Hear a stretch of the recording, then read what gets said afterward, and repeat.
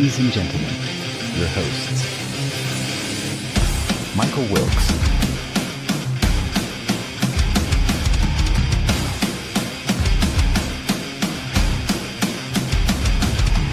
Angel Ortiz,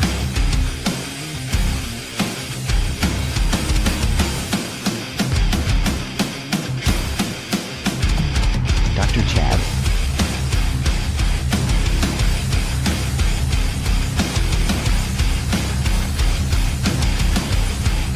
and Sam La Cavera.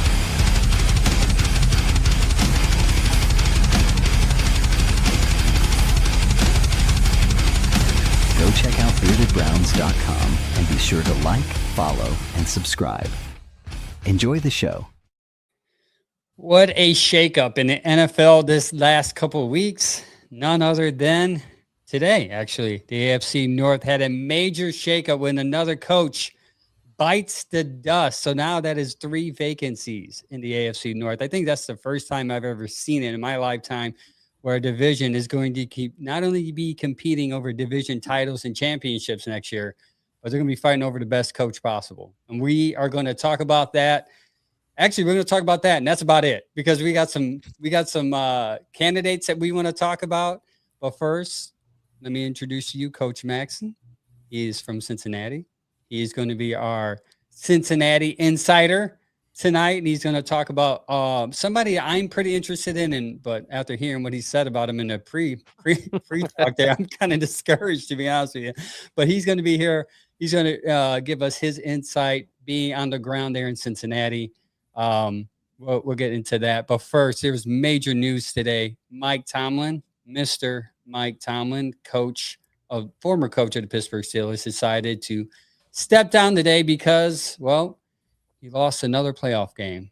Unfortunately for you Pittsburgh fans, you guys, we've won more playoff games than you guys in the last decade or so, I believe. So take that, Pittsburgh. It's been about 1 10 years. Yeah.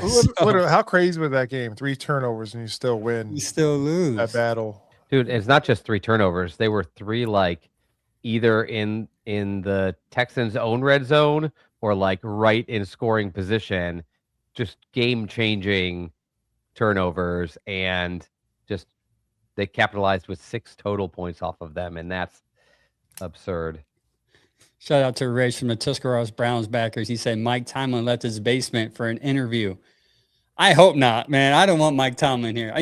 I do, but I don't. I think it's time to get. I will save that. My opinion. I'll tell you exactly what just happened right there, Angel. What? You know all the coaches that are available now, and in the middle of the year when everybody's like, fire Mike, we're like, we'll take him. No, I would take. I think I would take Mike, but I think I would want to. I just see younger. He's smart. He is smart. He's a good guy. Either way, they lost majorly to the Houston Texans at home again. Let's talk about this for a little bit. Is this?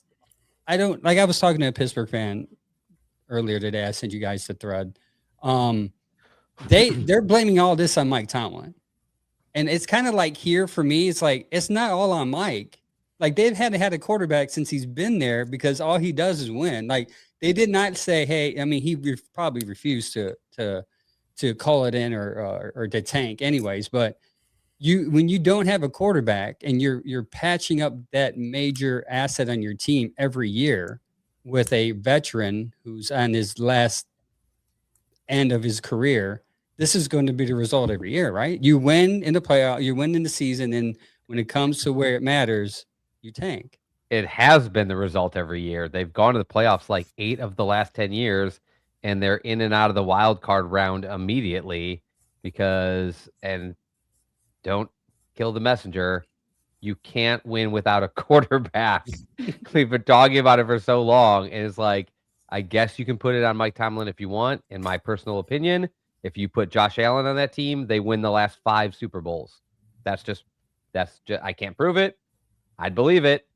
But you can't put Russell Wilson half a season, Fields half a season, 44-year-old Rodgers. Pickett was probably the most steadiest quarterback they've had there in years, and he was young and not good when they had him there. So they just also too they have no receiver outside DK Metcalf. He was the only You person. don't talk about Kenny Pickett and his Yeah, hands. you The don't other talk one about Kenny fell. Pickett. You didn't draft receivers other than DK. I mean, you went in free agency for him. Your offensive line's okay, and you haven't drafted anybody. Even the running back Ken Johnson, which I'm kind of surprised this past year, he has not done nothing. He had like I thought he was 65 gonna be yards this something else. season. Yeah. So I was talking to my friend who's a Pittsburgh fan. I'm like, you guys had the same problem we've currently had where we fire a coach and then we forget the fact that our drafts have been horrible and expect them to make meatballs out of dirt, but he disagreed with me. But I'm gonna that's try what that. Pittsburgh fans. I mean, they could have Meatballs out signed of Sam dirt. Darnold. Sam Darnold, That's what I was going to say. There The were problem- quarterbacks on the market this Yes. this offseason, and they chose Aaron Rodgers, but They look were at in the all- same, they were not in the same situation as the Browns, where it's like you can't spend big on a free agent quarterback to on a good deal because you have 42 million sunk into the guy that's supposed to be doing that. They've had they came in and out of Pickett, I think, too early. But to Jordan's point, the last 3 seasons, if they were going to bring in a quarterback, they didn't have to bring in the ones they had. Sam Darnold would have had it been a complete turnaround from what they've been doing. And there were others. It's not just Darnold, but they've chosen wrong a lot of times. And then when they draft receivers and their headaches like Pickett and then Pickens, and then he's gone. And then you have nobody to bring in to replace him. I mean, and I don't know their they've had dynamic. draft issues too. I don't know their draft dynamic. I don't know. Tomlin's been there so long. I don't know how much input he has on particular players or even directions of the team. But I will remind everybody, and it's a player that you guys know I'm still really skeptical of. But the Pittsburgh Steelers picked 21 and Jackson Dart went 25. They had no interest this year in Tyler Shuck or Shedeur Jackson Sanders, Dart, who were all just sitting there. And so when you see Tomlin's steps away, they couldn't get it done. Well, they could have had Jackson Dart sitting on the bench this entire season behind Aaron Rodgers and just been sitting there for his first playoff game in a very Green Bay model. And next year you could be rolling in with a sophomore Jackson Dart. And my skepticism of Dart is he needed a lot of development, and in typical bad team fashion, the team that drafted him put him in really early and let him throw for 50% completion percentage and get knocked in the head 3 times. A good team, a steady team, was the team to pick Jackson Dart and let him sit there behind Rodgers. Rodgers is a nutcase, but if he just watches the way he studies, understands the game, and just takes a redshirt year, there's no way they're looking around and being I'm sure glad we drafted our 70th defensive lineman in the last 10 years. Yeah. Meanwhile, we have no quarterback. I could see Tomlin just sticking around if they had Dart, because you'd go out of this season thinking, man, next year is going to feel pretty good when Rodgers steps down and our young sophomore franchise quarterback steps in. Yeah. But, Coach Maxon, what do you have to say? I want to kind of echo on, a good team's mentality, what he was saying, I'll hold the clipboard, but in reality, that hasn't been the NFL model for a while. Yeah. And that's why you see such a quarterback carousel, whether it's a Malik Willis, whether it's a Sam Darnold, the list just goes on and on and on. You got these guys doing a plug and play on their second and third team before they actually find a home. The time, it just doesn't exist anymore. Nobody holds a clipboard their first year. When you draft a quarterback in the first round in this era, it's, you're throwing them straight to the wolves and they either survive or they don't. And you could even say that about Joe Burrow and the horrible offensive line and his, early injury in his career. Me as a Cincinnati fan, I would have loved to seen him hold a clipboard like Carson Palmer did under John Kitna for his first year when Kitna went 8-8, and then Palmer started with a little bit more knowledgeable. But that's just, you look at the quarterback. I've never seen so many quarterbacks in this era, go from team moving to team. around, especially moving around. Yeah, you're right. It's a wild time, but just kind of close on that thought there. No, but I think that's totally right. I think the only question is if somebody could have pulled it off. Tomlin had the security and the clout to do it. You have a team with an Aaron Rodgers that like you're not gonna just bench Aaron Rodgers. Like you have an excuse to not put Dart in, even if they were like meddling around 500, because you're like, I'm not gonna be the team to bench Aaron Rodgers, and like that sounds like a nightmare. But like you're right, they just don't do it anymore. If I thought the one team that could have broke that mold this year, the Steelers were set up to do it, and they passed, and now they're gonna pick 25th in 24th or something like that in next year's draft, and chances are there's not a quarterback sitting there for them there either. At least they have the ability to get a free agent if they want. But they're going to have to do what the Seahawks did. They're going to have to find one of these guys that flashed enough coming off the bench. Whether I personally think it's Malik Willis from Green Bay. I think he's going to walk and test free agency because he's definitely going to get a job somewhere. I'm not saying it's going to be Pittsburgh for sure, but I think that's the only one. You look at, well, I mean, depending on the 49ers, the old Patriots quarterback, his mind slipping my name right now. Mac Jones. You're right. Mac Jones could be another candidate that, did enough for San Francisco to test free agency and get another starting The only job. difference is I think he's on a 2-year deal, so I think he has one more year there. So you'd have to actually trade them for him. Well, I mean, if you're Pittsburgh, you'd be willing to let go. Oh yeah, San Francisco. Yeah. San Francisco doesn't have a lot of picks. That's how they built their team. Right. Coach Max, you guys are currently sitting. Speaking of draft, you guys are sitting at 10. I'm very interested in who you think. I feel like I know who I would like there, even though I'm not a Cincinnati fan. But who do you think you guys should draft at number 10? I'm just going to go with position group. It's got to be a defensive tackle or a defensive end. But, I mean, saying that, it scares me because you look at our draft history, it's not great when it comes to defensive linemen post Marvin Lewis era. So I'd almost, I think the tackle from Miami, because I do think Orlando Brown Jr. is on his way out, although he had a resurgence.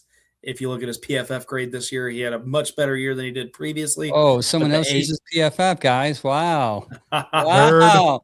We're nerds. We got another nerd in we this. Get so much. Guys. I don't know what your show is. I don't know what it's like on your show, Jordan, but we get slack. Every time we bring up PFF here, the comments are like, nerds, or like, PFF is bullcrap. And I'm like, okay. Sorry, go ahead. I just wanted to point that out. Okay. Yeah. But I would like to see the, we call him the anchor on our show, the tackle from Miami would absolutely be a long-term 10-year investment. See, that I think would be a sure thing. Because that's a need. Like, even for me, it's like we're sitting at 6, and I'm like, man, I know we need a receiver. Yeah. I know we need an offensive lineman, but I would love Caleb Downs. Selfishly, if somehow we can get Caleb Downs on this defense, it's never best available. It's best available at a position you need. Yeah, I get it. Or a position that's too good to pass. I mean, the best available worked under the Marvin Lewis era. I mean, the year we drafted Tyler Eifert, we still had Jermaine Gresham on the roster, among other players at tight end. So, it's possible to draft best available in the first 2 rounds and not necessarily feel a need. But it's rare, but while you're here, Jordan, I'm going to call you Jordan because I've always called you Jordan. I was going to call him, but I didn't want to be rude because I saw Coach Max and I was like, I don't want to be rude. He must be called Coach. I've always called him Jordan, so it's happening. What do you think of the Joe Burrow issues right now? With their talks about him not coming back to Cincinnati and all that. And on a related question, does it have to do with their offensive coordinator? I don't think it has anything to do with offensive coordinator. I think it's the front. I think it's the front office. I think it's the fake GM that we have, Duke Tobin, not making the right decisions. Not the front office, not willing to plug and play in the regular season. You look at a team like the Chicago Bears that went and got C.J. Gardner-Johnson the minute he went on waivers, and teams that plug in their holes with temporary talent. And the minute, we knew we had a defensive issue, we did nothing. We sat idle. We continued to play young guys. The minute Trey Hendrickson went down for longer than 3 weeks, we should have, tested the waiver wire or gave up a 3rd or 4th rounder to somebody else if we were serious about going to the playoffs. And I think that's what it comes down to. I don't think it's necessarily Joe Burrow is unhappy, statistically or on Cincinnati or the offensive coordinator. I think it's just the front office because, everything is on the defense right now. I think we were top 3, 272 yards a game passing, and, some other big time games that we had, even Joe Flacco against Chicago threw for damn near 500 yards. So I think the offense and the offensive system, regardless of who calls the plays, is fine. But the rest of the team in the front office is the issue on why, if he exits Cincinnati, it's gonna be a purely front office issue.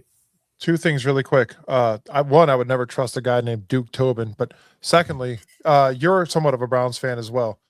You watched Joe Flacco leave here and then go to that first game and throw for a million yards. Not realistically, but what did that mean to you as somewhat of a Browns fan as well? How did you feel about the Browns offense, offensive line, wide receiver core, and all that leading into that first Cincinnati game where Joe Flacco came out there and dominated for you guys? I mean, it just kind of showed what Cleveland needs. Cleveland needs to revamp their offensive line because for damn near a decade, you guys have always been great at the offensive line. You guys have always had guys like Joe Thomas. You guys have always had, guys that have come up and really been able to play. So to see that deterioration post his retirement is something that is a need. I know you guys have went out and, drafted some guys that just didn't fit, but it really showed that Joe Flacco wasn't the issue in Cleveland. It was kind of everybody else around him. And, whether that's your receiving core, I know you got a young guy that his name's slipping my mind too. So I apologize. I'm having a rough night, but you have a young guy that you just drafted that did, almost 800 yards as a rookie. Oh, Fannin. Fannon's extremely promising. I think he's a wide receiver, not necessarily two. I think he's an A1 wide receiver. I think if you pull in another guy, you'll have a good tandem. But it just kind of showed the weaknesses in Cleveland right now, especially offensively, because, like I said, Flacco came in and threw for 1,000 yards plus in 3 games for Cincinnati. Post departure in Cleveland, and a lot of that's going to be your offensive line and wide receivers. I think if you guys shore that up, you'll definitely have something cooking there. It helps that you have T. Higgins and Chase to throw to. I mean, it helps. Even Brown, I mean, he had especially toward the end of the year, Brown, your running back, had a really good surgeons there. I think they found somebody good there. I will say, I think we finished 7th in the league offensive line as a unit. So this has also been the best offensive line this year. Dalton Reisner came in and played right guard amazingly. Our rookie left guard that we drafted played great. Our second-year tackle and Nims played great. Ted Karras had a resurgent year as center. It was out of the last 3 years, statistically, this was his best year. PFF grade, attack me in the comments. But and Orlando Brown Jr. also kind of had a little bit of resurgence here on the left side as well. So I think that, Flacco coming behind a top 10 offensive line also helped regardless because, Higgins missed 2 out of his 3 games that Flacco started. And, our tight end group and guys were just kind of dominating and getting open like I've never seen as a Bengals fan. Yeah. I know Chad tried to point to your offensive coordinator for Joe Burrow's misery, but Joe Burrow had something really good to say. He said, our relationship is good as it gets. I wouldn't be the player I am today without him. That's a crucial thumbs up, Chad, from the quarterback himself. We're getting to Dan Pitcher, the offensive coordinator for the Cleveland Browns, for the Cincinnati Bengals. Man, I said Cleveland Browns. Maybe that's a foreshadowing. We'll see. He got a interview for the Browns last week. He's the offensive coordinator. He's been there for 10 years at Cincinnati. Close to 10 years. He started under the Marvin Lewis era. 2 years as an OC. Taylor hire. Yeah, 2 years as an OC. So Callahan left, and they promoted him. So before I get too deep into more about him, how do you feel about Dan Pitcher as an offensive coordinator? Well, even regardless of my comments offline before we got, here on the program, I don't think he's a bad offensive coordinator. I think he's a little bit handcuffed. I don't like our offensive plays because Zach Taylor does stand in the way of that a lot. That's something we as, Bengal fandom really come down hard on. That's one of the things I extremely dislike about Zach Taylor.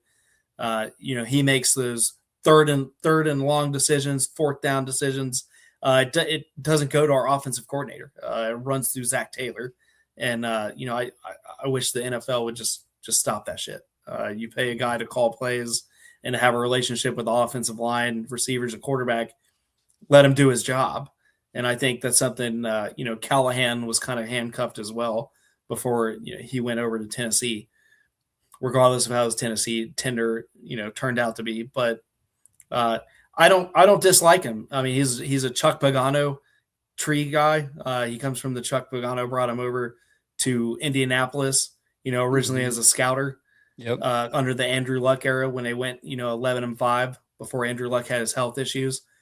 And, I think that speaks volume. The guy's worked with generational talent everywhere he's been, whether it was Andrew Luck or coming in at the end of the Andy Dalton era when we drafted Joe Burrow. So, you look at statistically, even Andy Dalton didn't have a bad statistical year the last year. He was in Cincinnati when we brought him to the forefront under the Marvin Lewis era. So I think he's a great quarterback guy, and I think that's something that probably catches Cleveland's eye. Yeah. Because right now, if you stick to Sanders or whoever they pick, quarterback focus is going to be key. And a guy like that who's worked with Joe Burrow, who's worked with Andrew Luck, I mean, there's not a lot of negative things to say there. Like I said, we under his tenure, we averaged 272 yards a game, which has been between first, second, and third in the league passing. So we've always been able to light it up under him. And regardless of you can have all the outside talent you want, but if the quarterback and the plays calls can't get it done, it doesn't mean anything. So I think that, he's a good guy, and I've enjoyed his tenure, but I just feel like he's handcuffed in Cincinnati. And that was my off remark comment. Oh, good. See, now you make me feel better. Good. So he's handcuffed. So he's not seeing his full potential. So that's even encouraging. Because I read stories from writers, local writers, like I've been reading this week about it. They're very high on him. They're saying that Dan Pitcher's smart. He communicates well. He has high EQ and IQ guys. That's what Andrew Berry said they want. And the fact that he was a former quarterback is crucial too. A matter of fact, 2 of the 3 guys that they're rumored to interview next are actually former quarterbacks that had some success, one in the Big Ten. I think that is the route they may be going. Someone who's a former quarterback, who can think like a quarterback, who can give the quarterback, to communicate to a quarterback in a way a quarterback can listen and hear. How involved was Pitcher in Joe Burrow's development, from the mechanics, game plan, protection, all the other stuff? I think it was pretty up there, especially once Callahan left, because you saw a little bit more freedom. Callahan was more of a, quick screen guy, get it out, quick slants, things of that nature. And we saw the playbook kind of open up a little bit more after his departure, and really got the tight ends involved. And, something that Callahan just didn't do. We had 3 tight ends this year, 4 tight ends this year with my notes that scored touchdowns. I don't know a lot of other teams that, from tight end 1 all the way down to tight end 4 coming off the practice squad that are scoring big time touchdowns with Joe Burrow. So you look at I think the route tree got expanded. I think his mechanics got expanded. He was releasing the ball a lot faster compared to, things that really got him injured. He held onto the ball a really long time his first 2 years in the league when he played and started.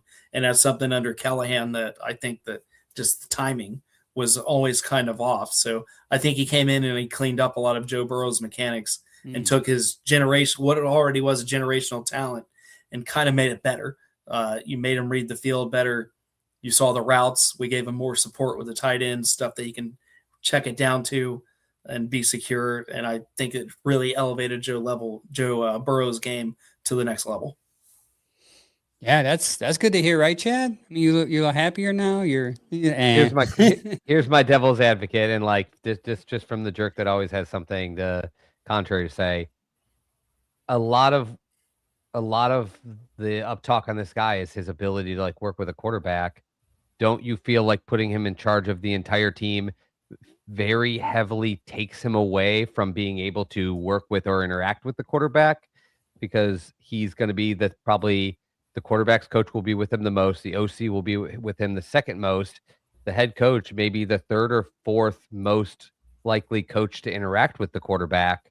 but I hear a lot in coaching searches like, look what he did with this quarterback.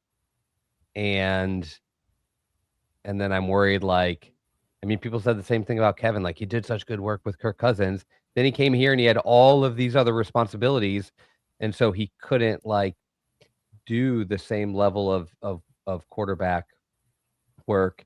And then my other secondary, like, might as well just pile these on top of each other. Number 2 is I don't believe we have a quarterback that's any good on this roster. So it's like, you could tell me, like, this is a quarterback guru, the greatest quarterback coach of all time. And I'm going to go, okay, so then can we get a quarterback that I think is any good in here for him to work with? This is when Chad runs the PFF. I want to backtrack what you're saying, because you look at a coach like Andy Reid, who is all over Patrick Mahomes, regardless of who the offensive coordinator is. So being a head coach and working with your quarterback is very doable in this league without necessarily handcuffing your OC. Because you look at their relationship, you look at Jordan Love's relationship, regardless of what's going on with the coaching post, their playoff game over in Green Bay with LaFleur. It works. And you look at the relationship over in Detroit with the head coach and quarterback. So I don't think that, in this day and age, that you can't be hands-on with the quarterback. You can't teach him and you can't guide him, because there are other coaches in the league that do it very successfully. Yeah, and Kevin did it with Shador. They did the Hungry Dogs. They would come in early and he would mentor them. Which makes me more nervous because it didn't work. But it didn't work probably because of the quarterback. That's just my thought. And I think the relationship has to be there. There has to be, like, respect. He has to work well with him. I just think people say, like, he can develop the quarterback. And a lot of what I think of develop is, like, reading defenses, like grinding at film, like working on footwork. And I just don't think the head coach is going to be standing there with him practice after practice doing that. They need to bring the good news about a guy who's really good with quarterbacks is you hope he'd have a good ability to hire someone to do that, and he can guide that person as well. Like, I love having that kind of person in the building. I just get nervous because I think people make this automatic equate of, like, oh, look what this guy did with Sam Darnold. He's going to be the greatest head coach. And you're like, well, I mean, the greatest salesman in the car lot doesn't make the best manager of the same lot. It's just, he's got a particular skill and he's good at it. Can he do the other thing? Or if he focuses on doing the other thing, is he going to lose some of what he was best at? I mean, but you even look at Jacoby Brissett won 10 games, with him when he was still in the Indianapolis department. I mean, that's got to speak some volumes, because that 1 year that he backed up Andrew Luck and took over for him before we hired him in Cincinnati, that gave Jacoby a long-term career in the NFL, whether it was backup or somebody that can plug and play. Mm-hmm. And that stuff doesn't happen overnight. So I'd say that he's pretty well with quarterbacks and backups. You even look at he got Jake Browning somehow, damn near 9 wins. I didn't think about that. Wins. Yeah. Last year is a big deal. Even though that was under Callahan calling the plays, it still this guy came in and worked with him and got him prepped and got him ready. And that was, when he was cut from Minneapolis. So, definitely a guy that can get some guys ready. Forgot about him. That's actually a good point. I'm writing that down so I can bring that up to people that argue against Pitcher. But he's one of my. I have a couple of favorites, early favorite. Two of them they haven't interviewed yet, so I can't really get too excited. But Dan Pitcher is one of my personal, like, he's up there, because I see from what I've been reading from people in Cincinnati, like, that actually see him grow the last 10 years. They have nothing but good things to say about him. Not that makes him going to make him a great coach, but if you see he's working on mechanics and he's developing some quarterbacks and they're learning, and then, people are saying nice things about him, I find that very interesting. You almost gave Angel a heart attack when you rolled your eyes about him early. Yeah, I was like, man, dude, this is my guy right now. This is my Kenny Pickett right now. This is the guy I've been holding on to. If Dan Pitcher, next, you said Max, like, it's going to be a long summer, long off season. If Dan was to come here and become a Browns head coach, what part of the Bengals offense would translate to Cleveland and what parts wouldn't? I know we don't have Joe Burrow here. That's the main part. Right. But I think the same philosophies. I think your tight end room would be elevated. I think you'd see a lot of 2 and 3 tight end sets, much like Cincinnati, even though we have, a pretty deep receiving core.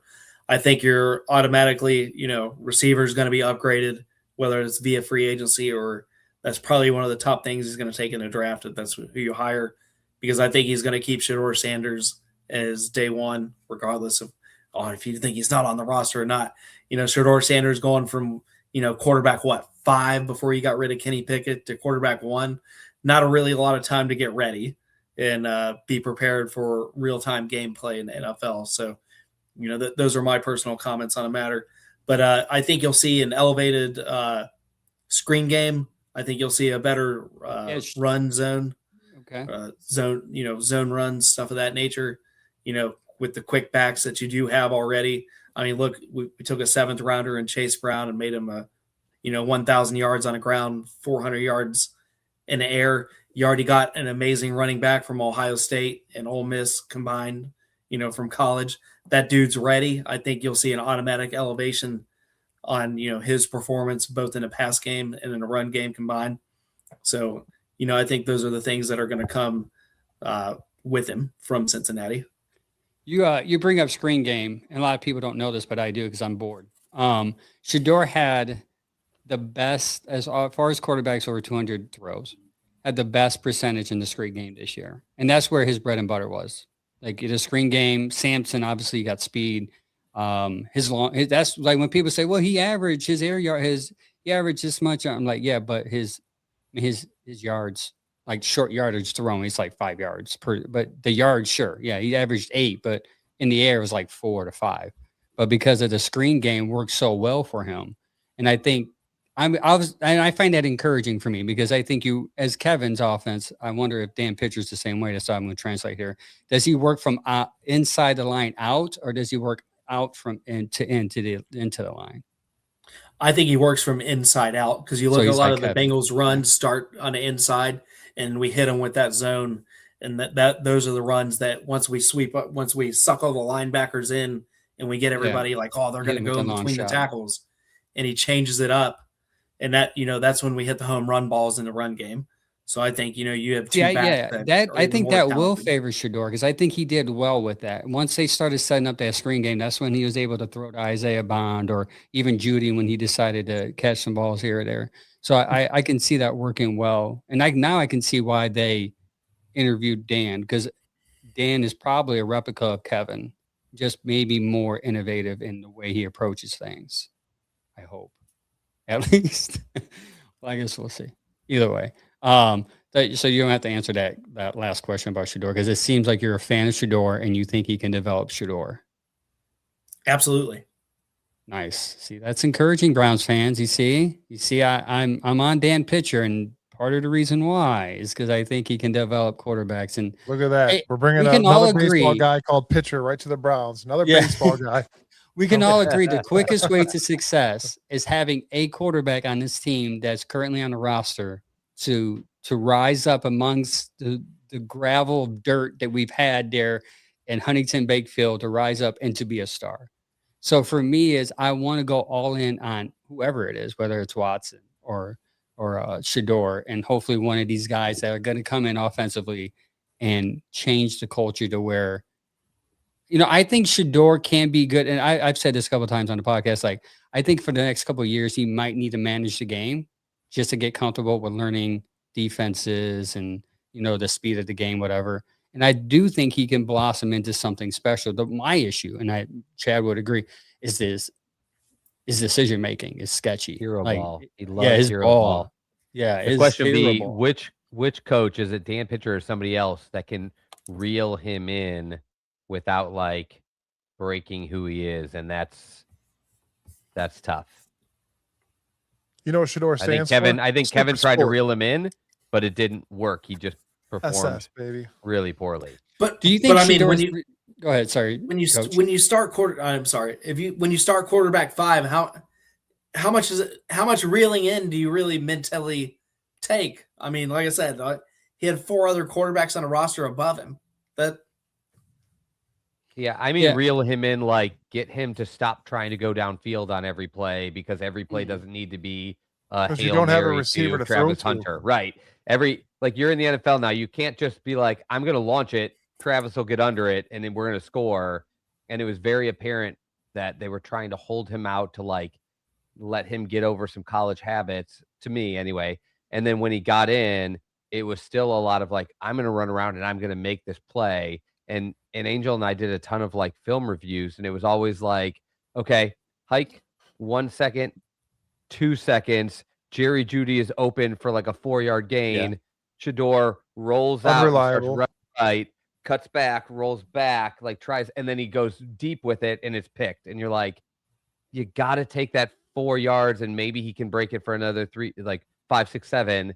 But there were so many instances where he skipped a short throw to really try to make something big down the field. And when I say reel him in, is like, you know, is there a coach that can work with him to get him to stop doing that?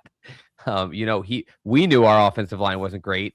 The coaches knew, the quarterback knew, but for some reason he still played the game as if he had all the time in the world. And I think if he's going to be the coach, or if he's going to be the quarterback that starts for us next year, the coach is going to have to be somebody that is so good at both communicating, but also like collaborating with someone that they can not take away his confidence or his ability to go downfield, but can convince him, you know, guys he's mentioned in the past, like Tom Brady, don't do that. They take that when it's there, and when it's not, they take any positive play they can until they just devastate a defense. Yeah. It's kind of hard to throw to Jerry Jeudy when you can't trust him to catch the ball, though. Even on a 4-yard he had like pass. one drop. He had like one drop from Shador Sanders. Yeah. And I had to talk to somebody. Too often. You watched him throughout the whole year. Too often. He did drop a lot more early in the season with Dylan he dropped and way Joe, more but earlier he in the did season. catch his percentage catch. Imagine him doing it at practice. The problem let me hold on. Let me reel you in a little bit, Chad. Look at Caleb Williams last year, right? Complete shit, right? Well, not complete shit. I mean, he did okay, but it's a turd. He was a turd last year. This year, coaching changes, development happened. You're not going to come out your rookie year and be Tom Brady every single time, and with a bad offensive line and not wide receivers. I don't want to talk about Shador all night, but there's people that have done it, came back their sophomore year and dominated in the league, and that could happen. I'm not saying that he's going to be that guy, but there's a strong possibility it can happen with a coaching change and the right development. Yeah. So Caleb Williams had 20 touchdowns and 6 interceptions and had a 63% completion percentage. Shador had 7 touchdowns. All right, pull up fancy PFF and tell me what their offensive line was and their receivers were like. Caleb Williams did have a horrible line last year too. Yeah, their line was bad. Like, I'm just saying, like, he fixed it in the offseason. He had the same receivers he had this year outside of. Yeah, he had the same receiver. That didn't change. What changed was he changed. They got a coach in there that did a better job of working with him. That coach. Yeah, they changed the coach, and that can make the difference if the coach is capable of working with him. I'll ask this. Dan Pitcher may be incredible. Is anybody talking about Dan Pitcher the way they were talking about Brad for Chicago or when he was with the Lions? Ben. Brad Johnson was coach candidate number 1, and everyone almost unanimously was like, get this guy anywhere, and that team is going to thrive, and that's what happened. I'm just going to say, like, I hope Dan Pitcher can do that, but I think Brad Williams was that best coaching candidate for that job, and Caleb Williams was the first pick in the draft, Mike, and he had a disappointing rookie season because he didn't live up to that, but he didn't have a bad rookie season.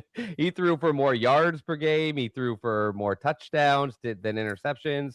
His PFF scores and his EPA, but he started the year QBRs. with the team. He started a team. Yeah, he didn't have to wait 4 months, under everybody's thumb. 3 other guys. But we talk about 4 months like it's a curse. Like, it gives you more time to develop and get ready. You are better.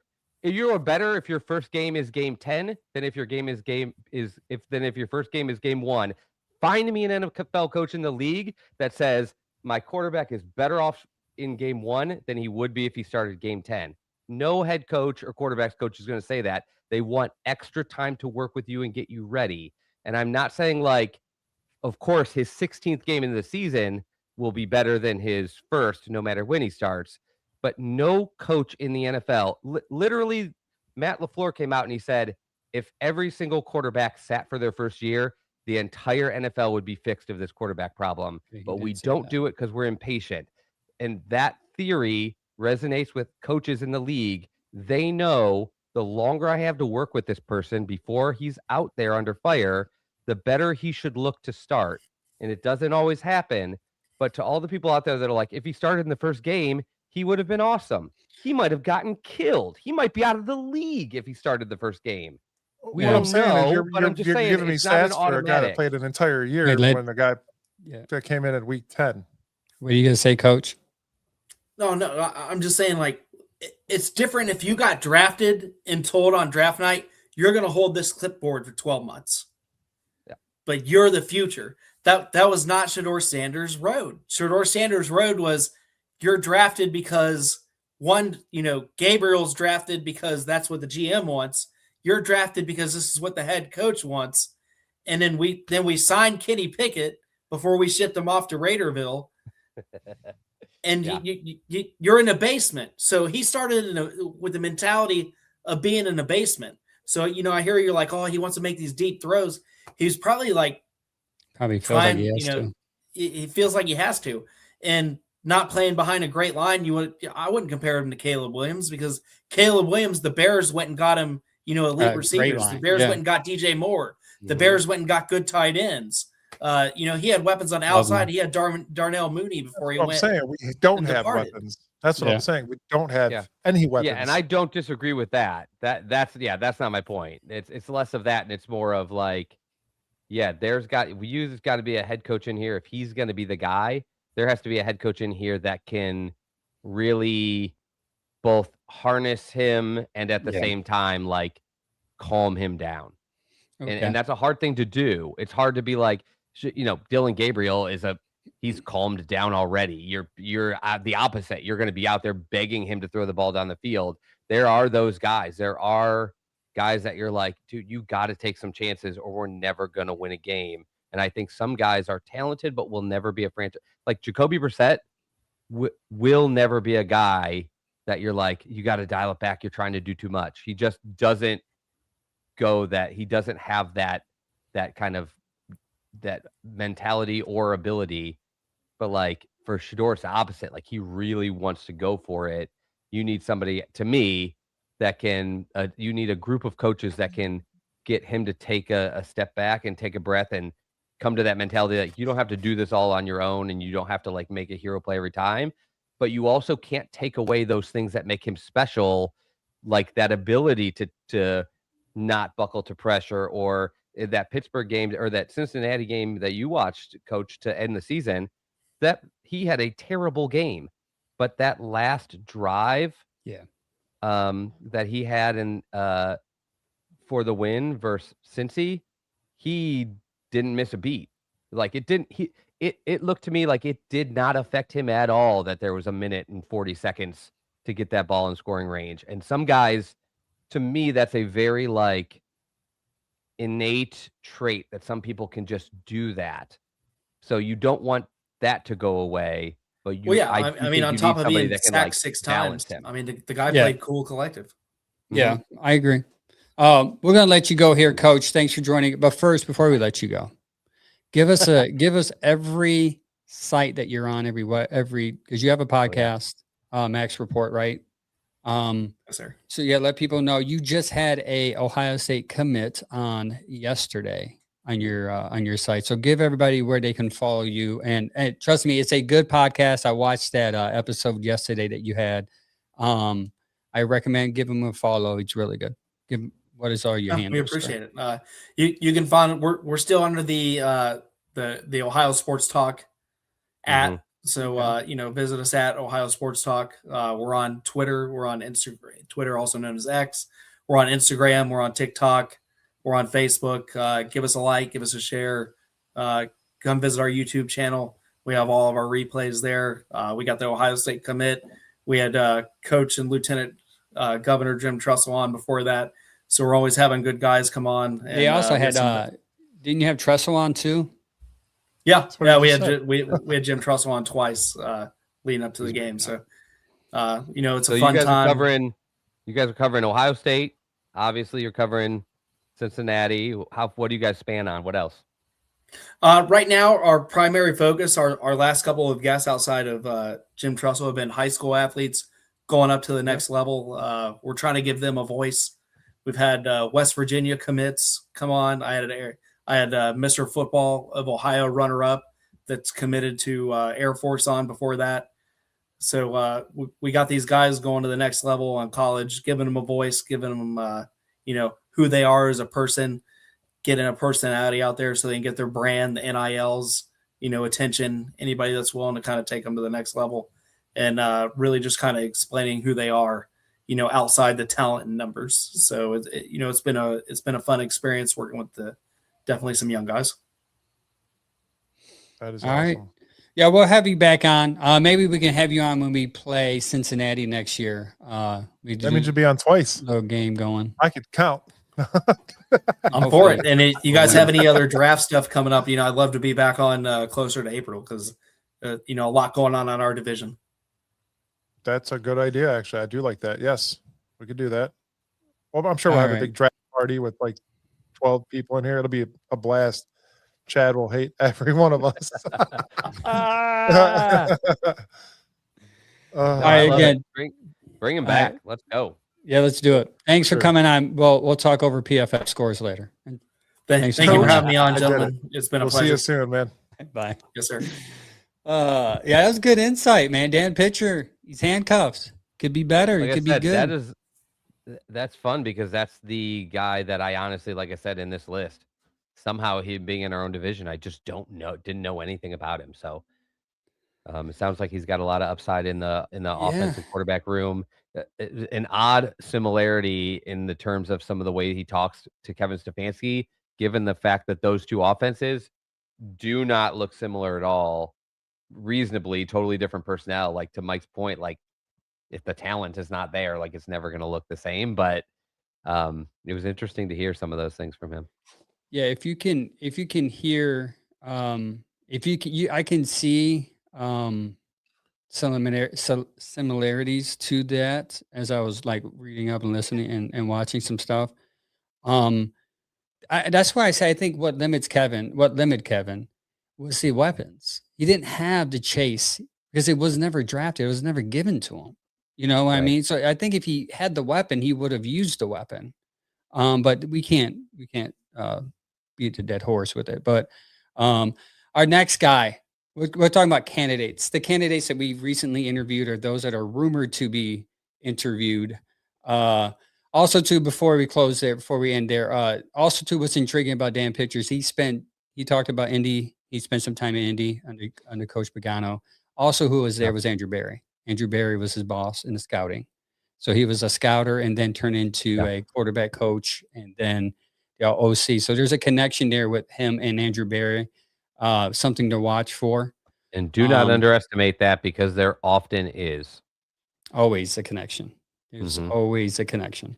So that's why it's not always like we work together. Sometimes it's like Andrew Berry worked in Philly for a while. And so they have a good relationship. And somebody's like, hey, you guys should interview this guy. We love him. Like that kind of stuff just happens in the NFL. Yeah. It's part of the reason why there's a Rooney rule.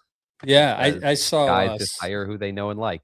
Yeah. I saw someone post like, we don't know who Dan Pitcher is. Like, well, that's good. That's why you turn into the podcast because I know who Dan Pitcher is because he's interviewed. Everyone that's interviewed, you should try to find out who it is because if he might be your coach one day, because that's the other thing is you don't want to surprise. You don't want a like, oh, we hired Kevin Stefanski and I've never heard of him. So I hate that hire. Like get in where somebody can tell you at least a little about him. And that way you will be like a little more aware. Same as the draft. You know how many people were like, I just never thought we'd take Mason Graham. We talked about Mason Graham on like 5 shows. And like, come on in, like get the news. Like we'll give you something. I mean, I get it though, because fans are looking at the big names. They're looking at John. They're looking at Gruden. They're looking at now they're looking at Tomlin. So they're looking at these big names thinking, hey, this organization is going to go after this. Yeah. Then you haven't watched your organization because your organization typically don't go after names like that because Kevin was not a big name. Kevin, they said it himself, was the only team they interviewed twice with was Kevin. That's it. Kevin was the only team that interviewed them twice and they hired him. So that's why for me, paying attention to people like Dan Pitcher is as important as paying attention to a guy named John Harbaugh. Because overall, it is worth like keeping your eye on people not named Harbaugh, McDaniel, or Schwartz. Tomlin, Gruden.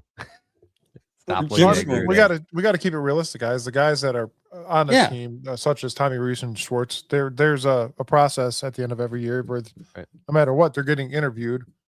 100%.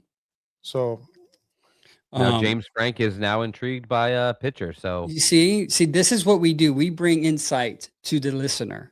Okay. the last time Angel was intrigued by somebody, He got traded. James Frank actually sent me these. So James Frank is going to send you a baseball for a pitcher. The other But one either way. fell when I So went to go. Dennis- Yeah. I have a couple more guys I'm Dennis says interested that in. Dennis says that Harbaugh and Schwartz he thinks is the top two. And I think that's kind of the point. Those two are very obvious, but we don't know if the organization, to Angel's point, is looking at the same way as we are, because we know them better and we know some things about them and we know what they can do, and we haven't heard a lot about the others. People in the NFL have. Andrew Berry knows a lot more about pitcher, Durde, Munkin, Minter than we would, because those aren't people that we would get to know. They're not in the spotlight. Pitcher's not in the spotlight. So just That's why a I wanted to warning, bring him keep to the your eye table. on the underdogs here. And that's why I asked Jordan to come on, because I knew he's a Cincinnati guy and he would know more. And the fact that in the beginning, it did scare me, because he was like, he kind of gave you that wide eye. I'm like, crap, that's not good. This is not going to be good for me. I know. But- It's like, Yeah, but there seems like he thinks pitcher can be a good coach. He's just handcuffed by the coach, Zach Taylor there now. On to somebody we do know that we're very familiar with, Tommy Rees. What do you guys take on that? You guys for him? You guys are thinking, hey, let's get Tommy a chance.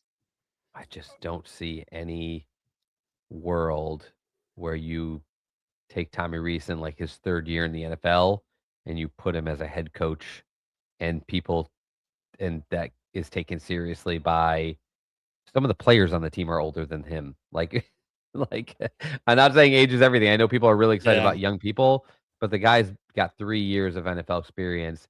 Do you think he can hire a full NFL staff of like 16 assistant coaches? Does he even know that many people? Or are the Browns like, we know those people will help you.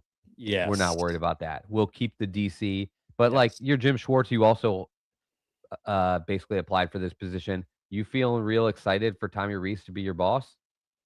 I mean, I wouldn't be. Yeah, I mean, he worked with them. You would have to, With you'd them. have to get a fill of that. Yeah, that's a good point. Yeah, how would you That's like a to be very the good point. 64-year-old at your business who has 29 years of experience, and your boss looks at you and goes, hey, you know that guy we hired last year? We're actually making him your boss. So go Take report to that. him now. He's He's going like- to give you some he's- real tips on how to change your things around in practice. He's like, I'll go to Baltimore. Not only that, I That's would why. say I want to keep Jim Schwartz as our defensive coordinator. I'll say that 100%. The guy has led this defense to a top 3 defense in the league, and that is very important. Obviously, you want a head coaching job, but you didn't do well in Detroit. Stay where you're at with the players that you've built up, the defense that you built. And that's a big no on Tommy Rees being a head coach in Cleveland, because he is an offensive mind, but I think he's still stuck on some college mentality as well. I don't Andrew think he's really. Siciliano made a comment that I heard this week that was like, Tommy Rees will be a head coach either in the NFL or he will take over a college team, and it's going to happen soon. So like that kind of an endorsement from somebody that's been around so many NFL and college guys is positive to me. It's just, is it gonna be here, and is here the best spot for somebody with that little experience in this volatile of a situation? So I'm kind of with you on that. Mike is like, feels pretty risky for that guy to be the guy here. Yeah, Mike just brought up Jim Schwartz. He's our next candidate on the list here.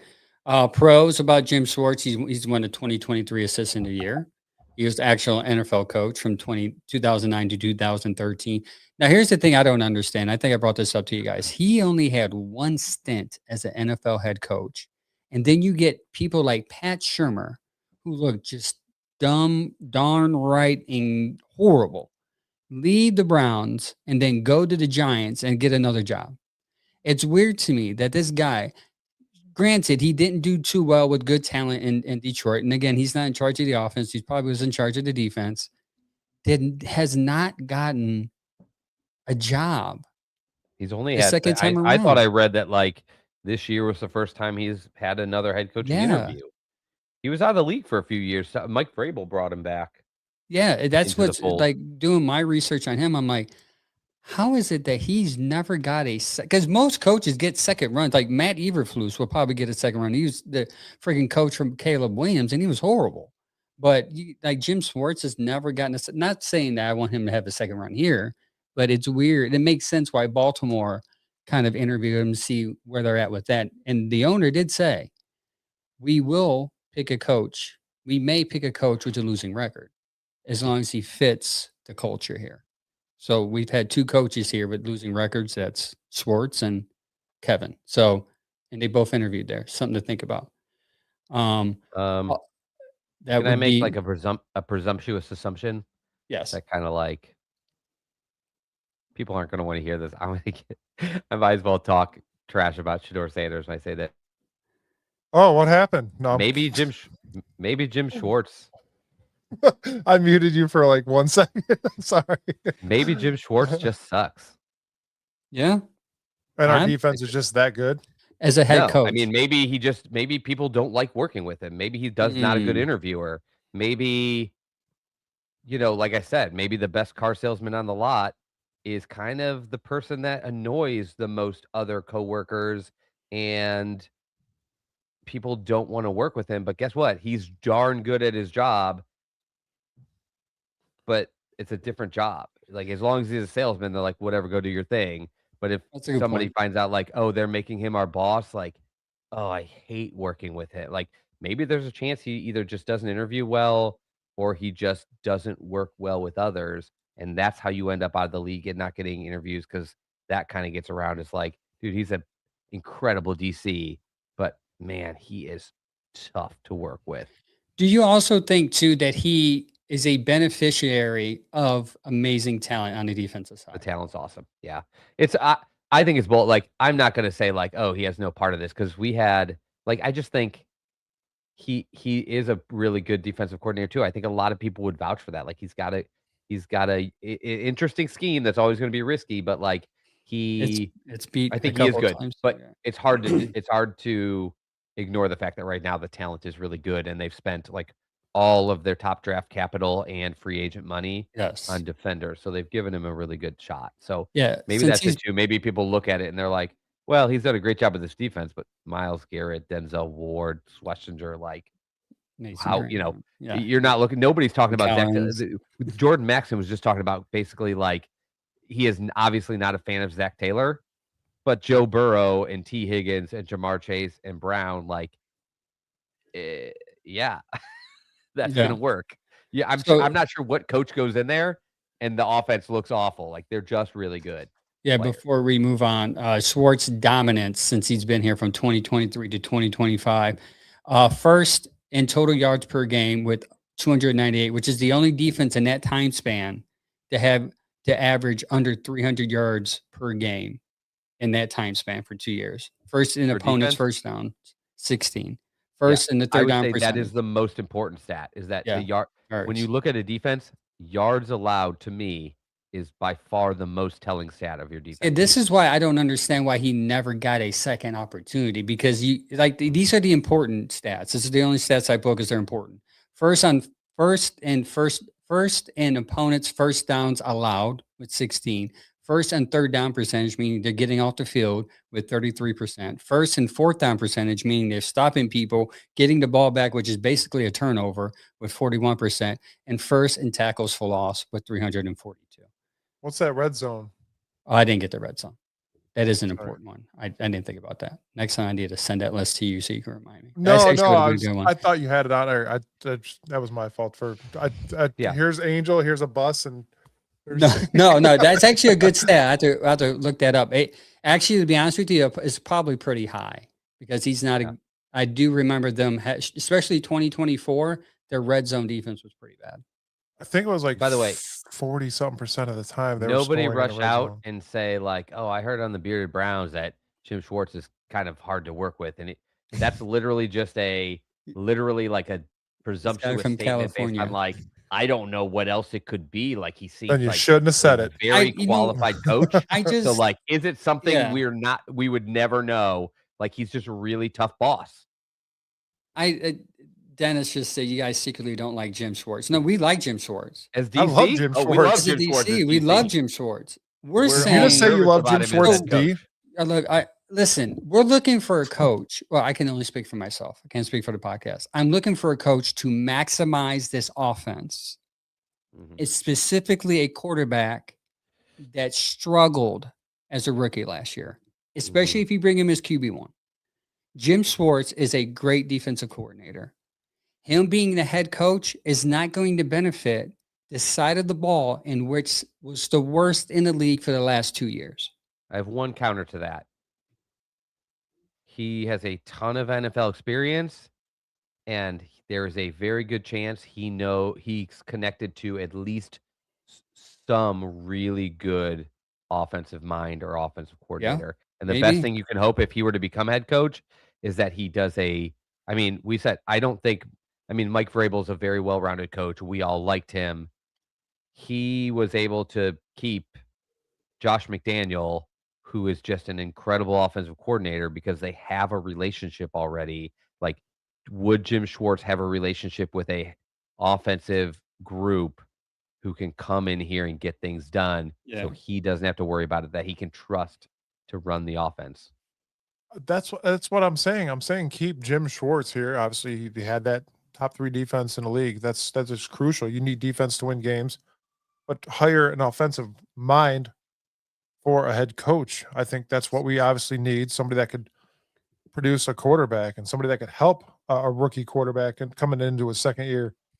No matter who the quarterback is. I just don't see this organization doing that.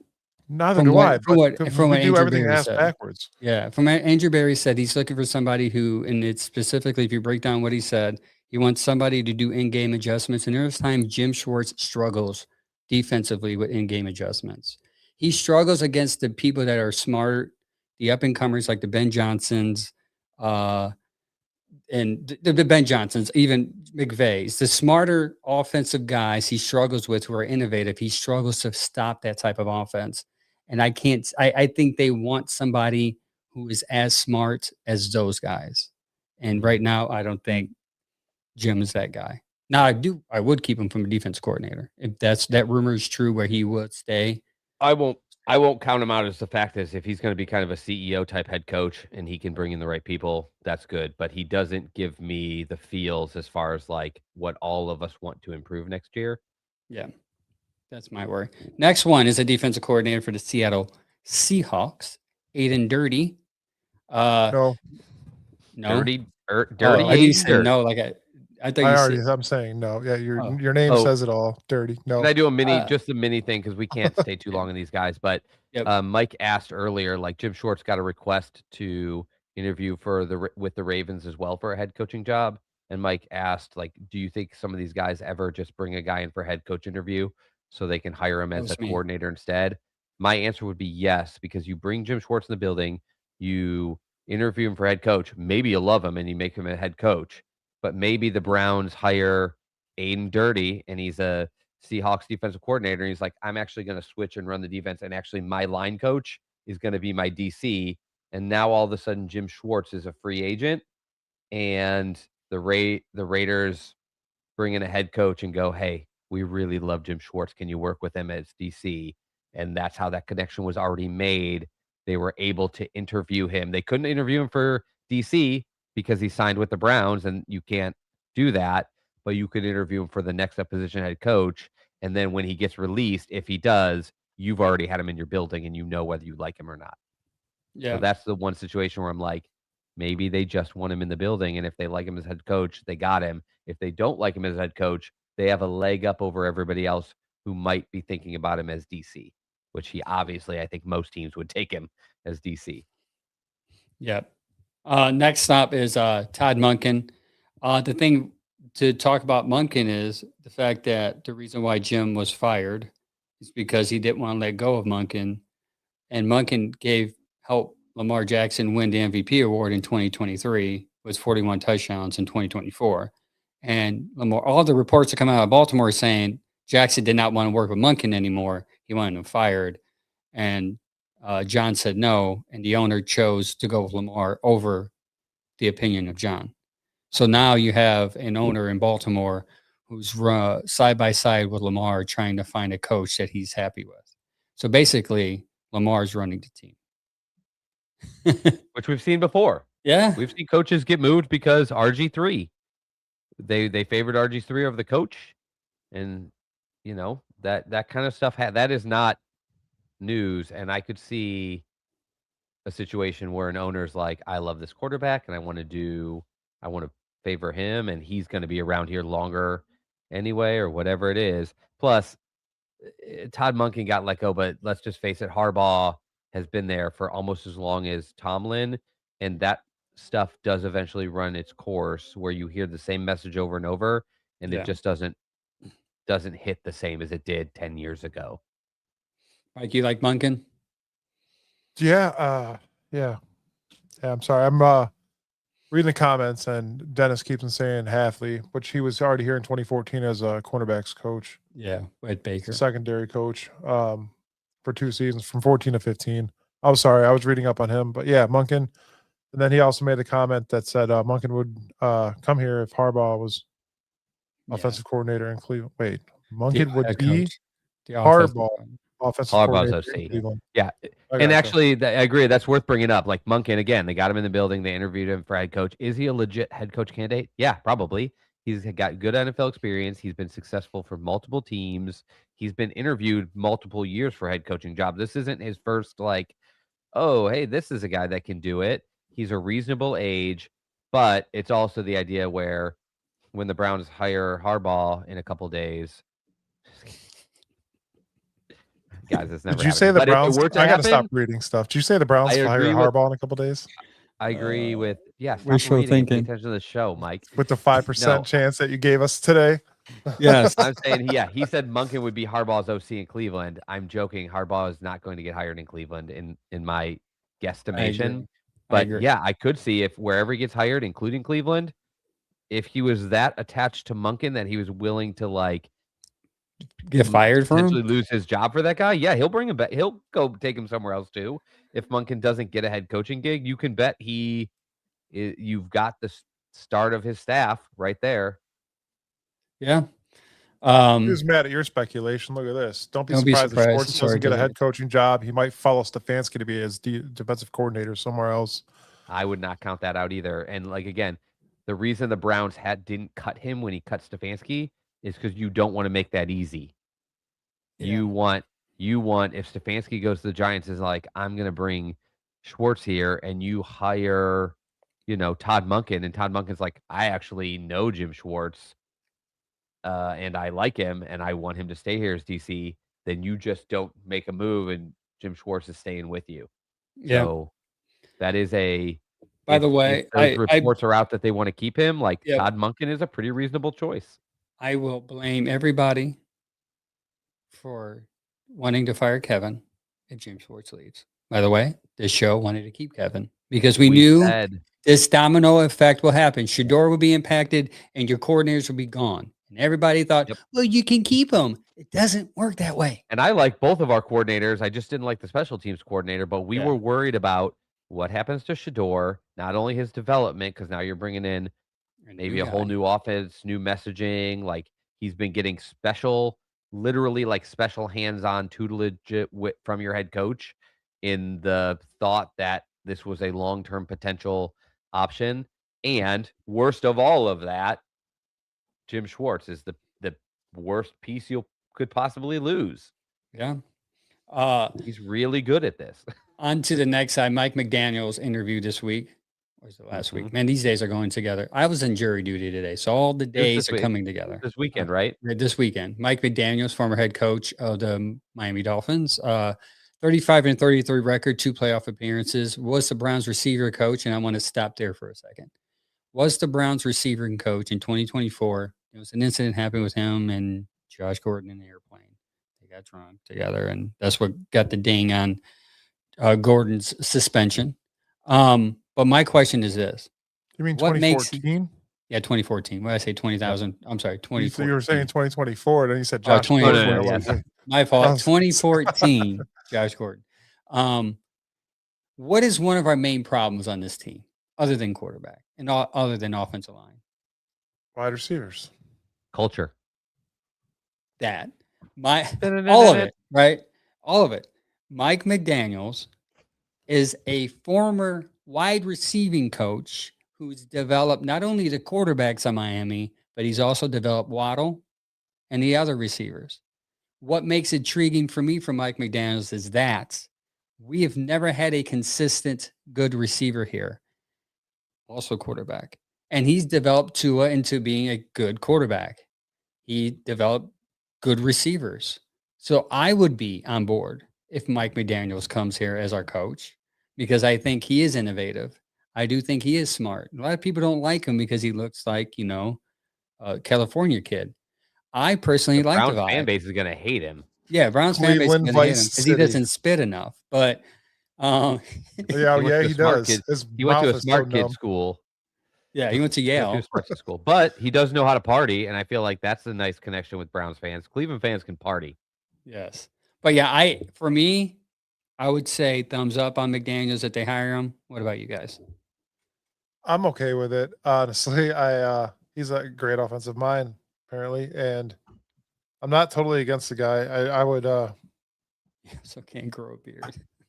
yeah, I gotta stop looking at comments and focus on He producing. can't grow a and- beard. He's not. He would Yeah. struggle on the show because I have Ethan the just worst said that. beard out of the group, and Mike McDaniel has like a couple patches, like Patches. here, one here, one here. He just looks like, But- and you know what? Chad gets on me because I want a nitty gritty coach.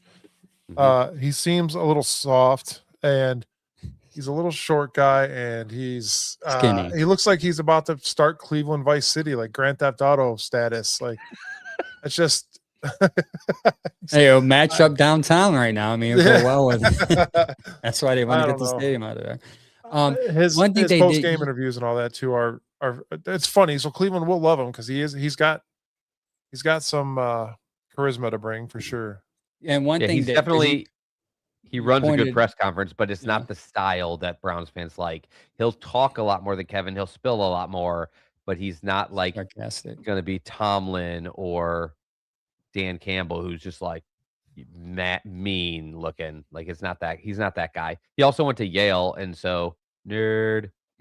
He probably does PFF too. Oh, definitely does PFF. One negative, though, was the fact that he did not develop a good accountability culture in the locker room, which is why Tua was able to speak so bluntly.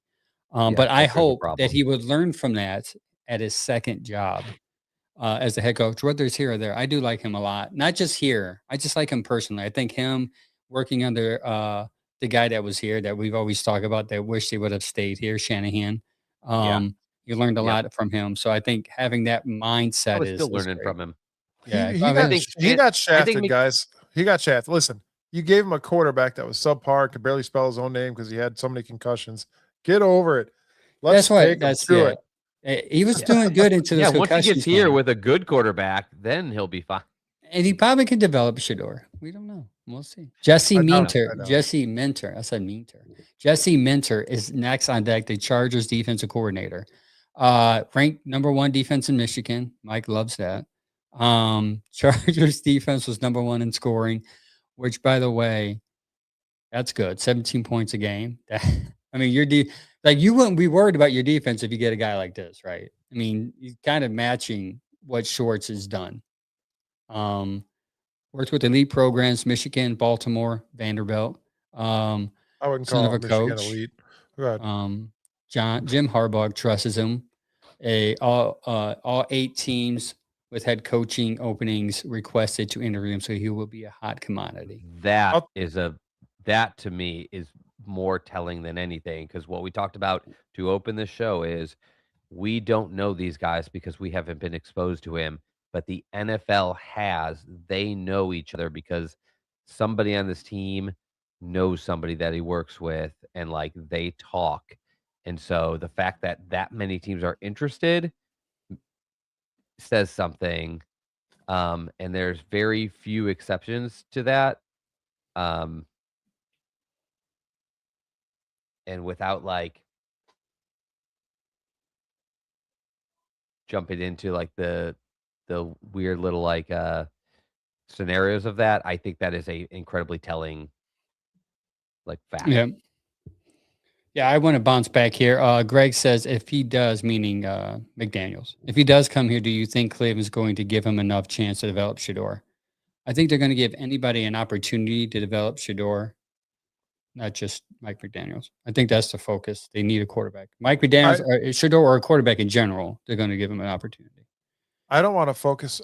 I mean, obviously, if you're going to get rid of Jim Schwartz, then you could bring a defensive guy in. But as of right now, I don't think there's almost if we could find out that Jim Schwartz is going to stay in Cleveland, there's one guy on this list that we're going to talk about last. We are saving the best, in my opinion, for last. But yeah, go ahead. Yeah.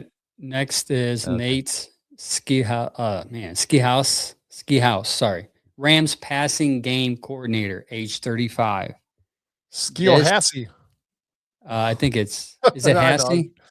It might be Hassie. I thought it was. I Googled it and I thought it said Ski House. He's going to be the Browns head coach, so we could remain. I would be interested in this guy for multiple reasons. The fact that the Rams are throwing for 4,700 yards, 46 touchdowns, and he's part of that because he's the pass game coordinator, meaning he has some insight of how to pass a ball.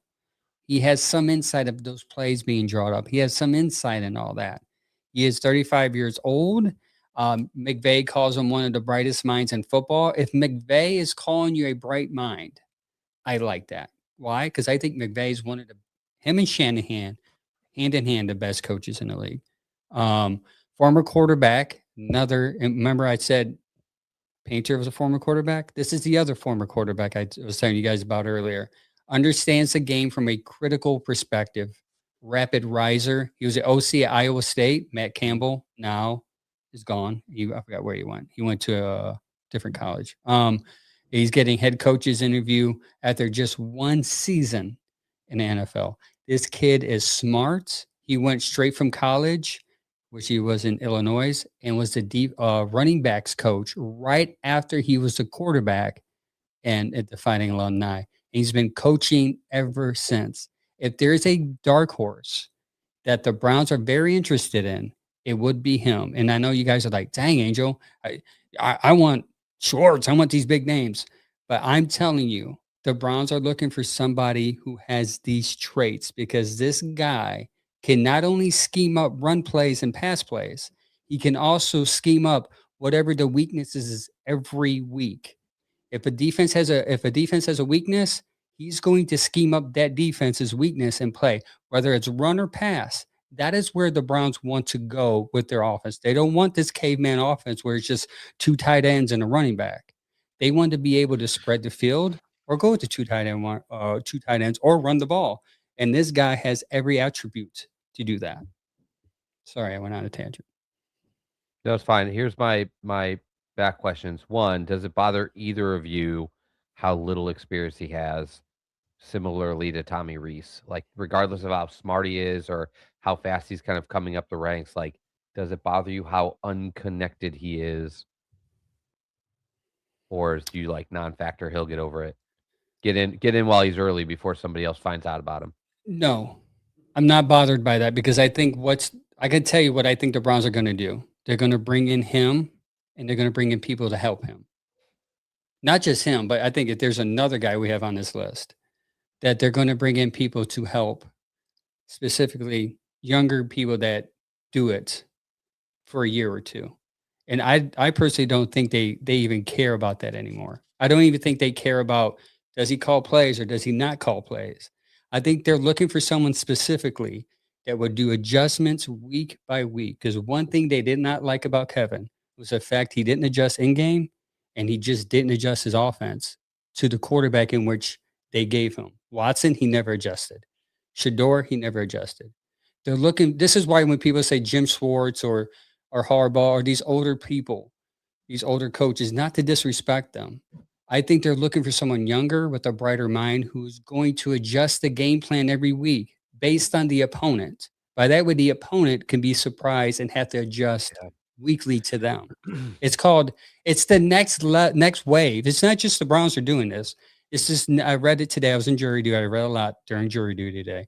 It's the next wave of the NFL coming in where they don't care anymore about whether you call plays or not and how many years you call plays. They want to see if you have the ability to adapt week by week. And that's more impressive than somebody holding a play sheet. Can I just say, like, how does the jury respond? Huh? Actually, I didn't get. Believe it or not, I didn't get called in today, so I have to go back tomorrow. So I was there for 8 hours today. Juror reading. number 14.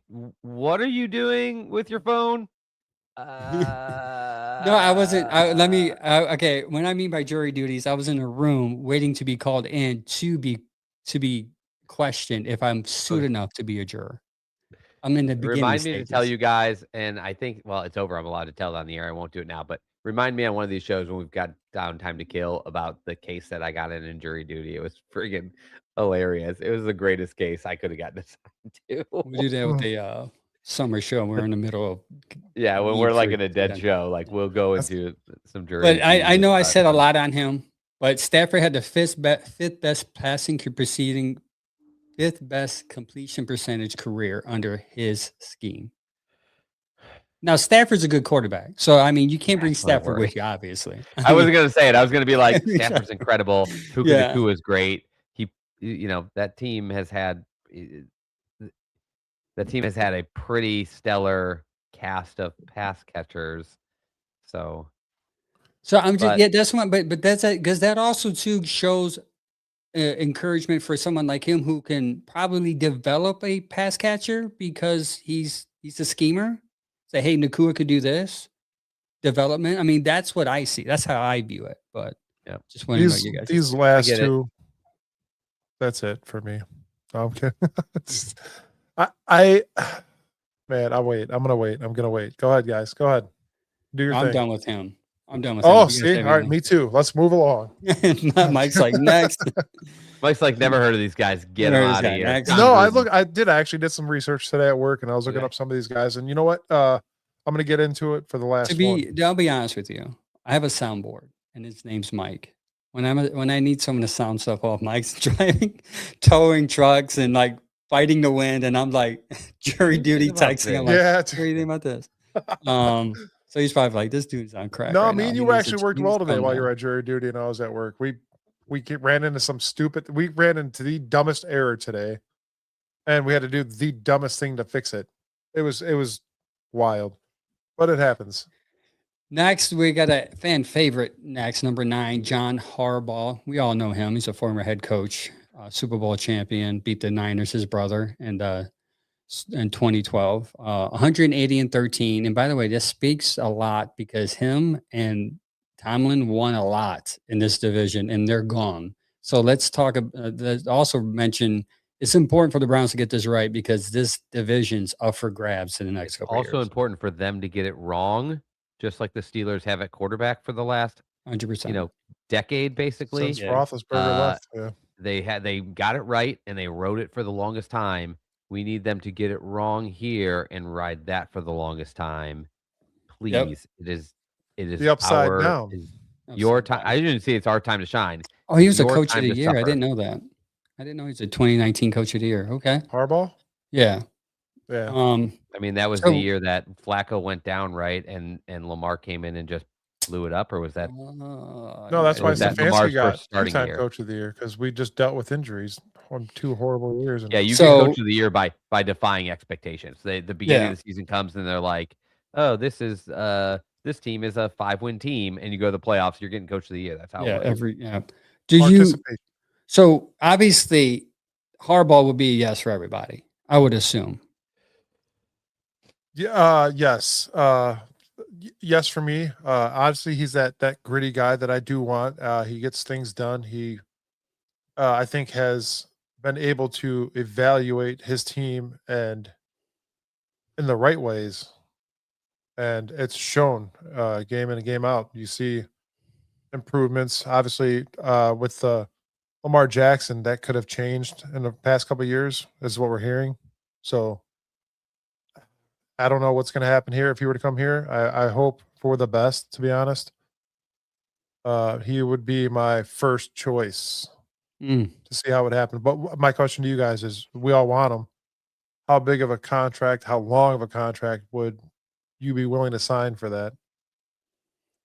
So I have a interesting question to ask you guys. Well, damn, Is answer Jim- mine first. Oh, I'm sorry. Go ahead. I asked how long of a contract would you sign in 5 years? Oh, you have to I sign kinda him. really- I think Poor he's going to Chad. want 5 years. He's going to want a long You'll know in deal. 4 if he's any good. No, I think if he comes in, you give him like a long 5-year contract. you have to like, give him 5 this years. is your team for the next couple of years. Build it into something. That's the Harbaugh that I dislike less. Jim can just get out of here. But John's the one that is interesting to me. He's a little more Ohio related. The Harbaughs, for people that don't know, are from Ohio, south of Cleveland. I forget where, Mentor or something. Maybe south of that too, even. But they're from Ohio. True, Ethan. John went to school at Miami, Ohio, which is the rival of my college. So, and then the other one went to Michigan, the rival of the college that I root for. So I have grown up just not liking both of them. But when somebody with this amount of success and clout come to have a chance to come to Cleveland, it'd be impossible to not jump on board. But I told Mike earlier, like, my reality is I haven't even considered this a possibility. I don't even believe he'll interview here. Yeah. I'm going to agree with Chad. I don't think he's in. Actually, Diana Rossini said the top 3 are Tennessee, Atlanta, New York. Not in that order, but I think she did New York, Atlanta, and then Tennessee. Disappointing for Miami that seemed to have fired their coach for him, but yeah. Listen, I'm going to tell you, I think I said this in a chat the other day to both of you guys. I said, watch this be like a Deshaun Watson situation where he says, I'm not coming here. I'm not going to Cleveland. And then Haslam opens up the pocketbook and I says, see him doing that. yes, how it you would are. happen. That's how it He's would have not to a- happen. He's not a 23-year-old kid that wants money. Harbaugh's got money. I think he's looking for a place that has a quarterback already. And that I would like for him to come here because I would love for him to beat Baltimore twice a year and just say, shove it, dude. Take that. That's what you get for getting rid of That me. is the only upside I can see of him ever coming to Yeah. Cleveland or Tomlin, for that matter, is like sticking it to the other organization. Like, Yep. okay, I'll go there and win. What and if I'll beat you twice Stefanski a does year. that to us? I hope not. Oh, It can happen. We play against New York, Tennessee, and Atlanta this year. So one of those teams you might go And the with. Ravens twice. And the Ravens twice. And Pittsburgh. Pittsburgh is an opportunity for him to go there too. My question to you guys is, and it kind of sucks as a guy on the radio, kind of took my thunder because I was going to ask the same question. Do you feel that this list is a compilation of both Jimmy Haslam and Andrew Berry? Yeah, Andrew Berry. I'm sorry, Jimmy Haslam said it. Him and the general manager is the one that's going to be on the coaching hire job. Him and the ownership.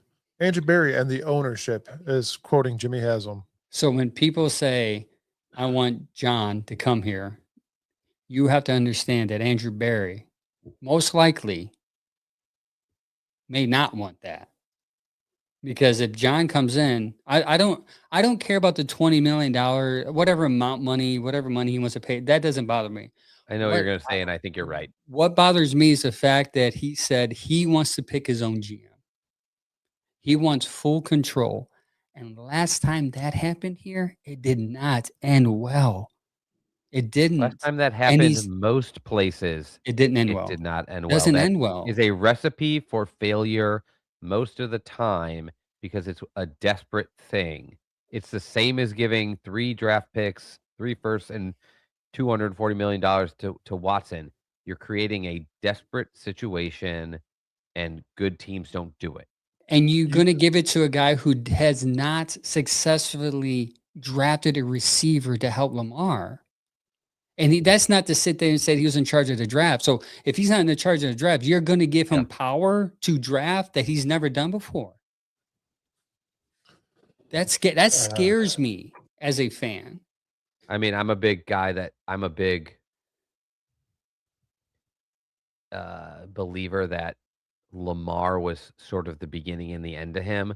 I think it's one of those situations where Lamar is too good and puts a lot of pressure on you where he's so good you need to succeed, but he's so uniquely good that it's hard to build a team around him. And that I could see something that kind of built up and became frustrating for Harbaugh. I mean, the guy, I'll bet you if you're like, hey, prime Lamar or prime Flacco, I'll bet you a guy like Harbaugh goes prime Flacco. I know exactly I know exactly what we need to do there, and I know exactly what we're getting.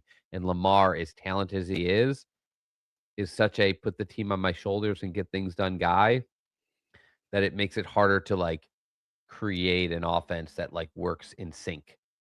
And I think that's part of the reason it was so hard for them to find receivers is where do you know where's Lamar going to be throwing from? Is he Yeah. going to extend this play? What, can they just run a normal route or do you have to find some receiver that's real good at scrambling, which by the way, Zay Flowers is frigging great at. And that's why I'm like, this might be the reason he's the first receiver to work with them. He's really good at playing off script and Lamar refuses to play on script. But it sounds stupid. There's very few scenarios where I can be like, wow, Lamar is super good, but also maybe the reason a coach would get fired because he's just hard to work around. I do know if we win a Super Bowl next year, I'm gonna thank whoever fired Paul DePodesta for it. I'm gonna, yep, Okay. I said it, Chad. We're gonna blame him for the losing. I mean, it might Mike be. doesn't care. We'll see, Mike man. doesn't care that Sashi Brown is the president of the Ravens. He thinks all nerds out of here. Oh yeah. Get out of here. See you. Bye-bye. Mike, you Also, gotta can I- give everybody your 60-40 Yeah. on Harbaugh. I said there's a 60-40 chance that That's high for me. Jim That he's here? Harbaugh might be here. If mean, he gets here, honestly, I'm going to tell you right now, nobody in town is more confident than Mike, and you can be like, I heard that the one guy on the Peter Browns knew this was going to happen because I don't think there's. I said 595. I said 5% chance that this could happen. I would say, and I felt like I was being generous because I would be if you said what's more likely, you hire him or he doesn't even interview. I would say he doesn't even interview. So, Mike, I mean, he's an exciting candidate. I hope you're the one that's right on this one. I really do. That would be nice, but I have high hopes.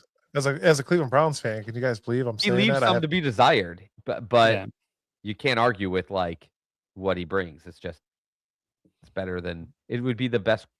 It'd be the best resume we've had in Cleveland. Probably almost guarantee to win games.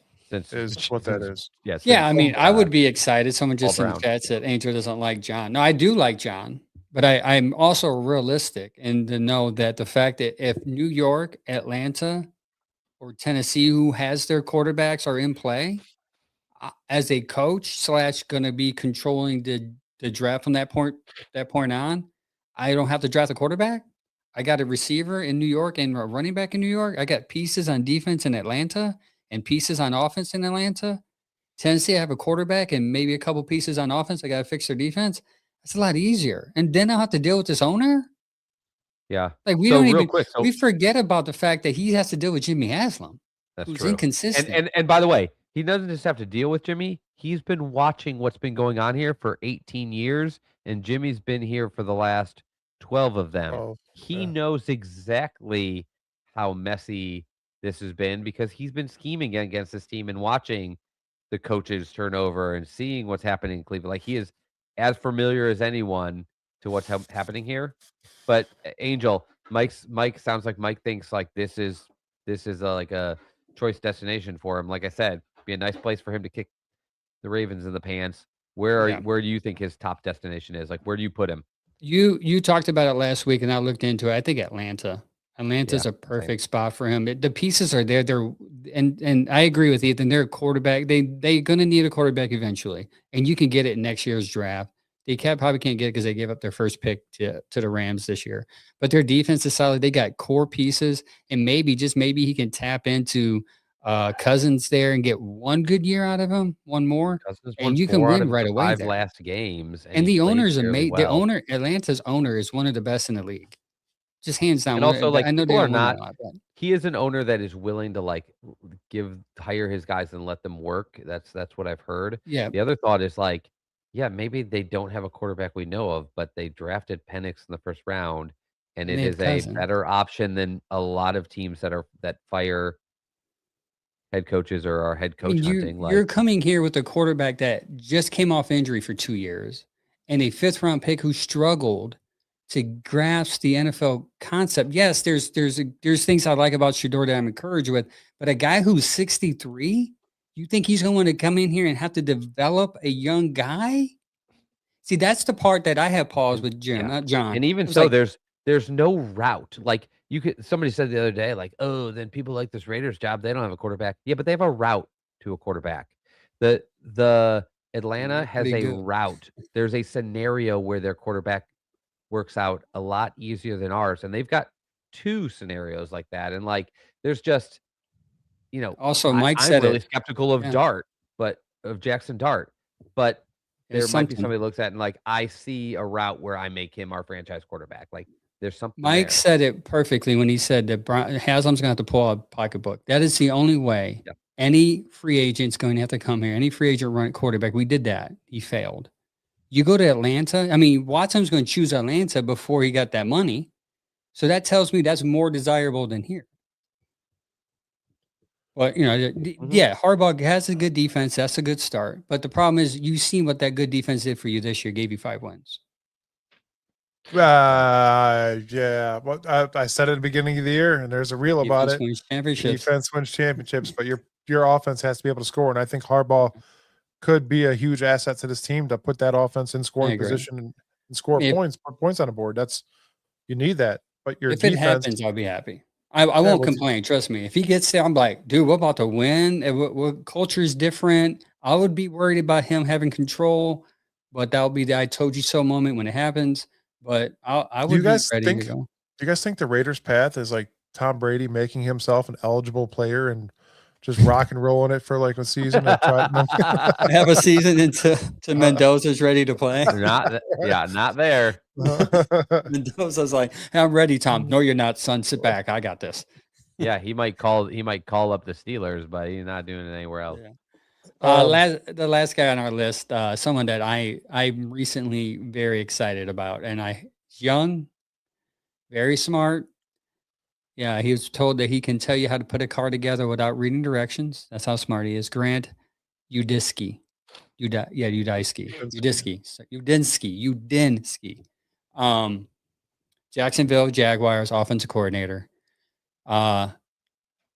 This guy's smart. I need you guys to go on Facebook, whatever, or Instagram, whatever you guys are on, and just type in his name and put an interview and just listen to this guy talk.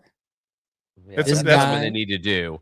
That's Because what you did it for said you me. were excited about him, and I was like, this is the least exciting person I can think of. And I'm like, I'm going to have to see what you saw, because I'm looking at a 30-year-old who has had 1 year as an offensive coordinator in the NFL and didn't even call his own plays. And I looked at this and I was like, how is this guy even on the list? And they were like, I can tell you why. So that means I have to go see what you Hold saw. on, you go ahead, Angel. No, you forgot what you were gonna say. I was gonna say what you would do with this kid is keep Tommy Reese as your offensive coordinator. Just try this out for a year, okay?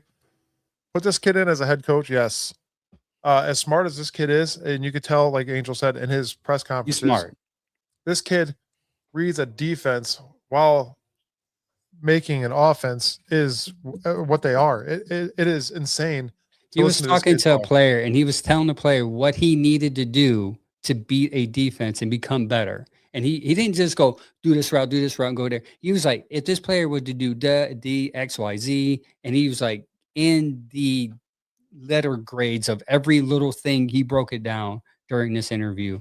And I was like, this kid's 30? He could read a defense and know what their coverage is going to be and pretty much call an audible from the sideline and say, hey, do this, is essentially what that interview was saying.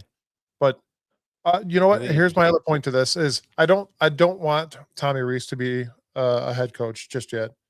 He's still younger and he's got things he's figuring out. This kid proved himself this year by pulling the Jags to what they are today. And the NFL is changing. I know you guys talk about trees and he came from the Kubiak tree and all this. The NFL is changing as a whole. It's time to bring in this new young talent that's going to throw these old guys off. Possibly. I mean, that's just another theory that could happen. But Chad, seriously, go listen to this kid talk. Yeah, and I'll have to. It's I gonna. guess I just don't. Like I said, on paper, like I barely heard of the kid, and on So paper, I was like, he's 30. He's never called plays. Like I don't. What let's is the look at upside? let's Like look at what is his on track the on record. paper upside? So we'll go over his track record. Sam Darnold goes to Minnesota. He works with him in what happens with Sam Darnold. Has a career year in Minnesota with him and O'Donnell. They worked with them together.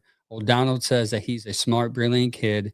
Then he wasn't even OC there. He ended up getting promoted, going to Jags.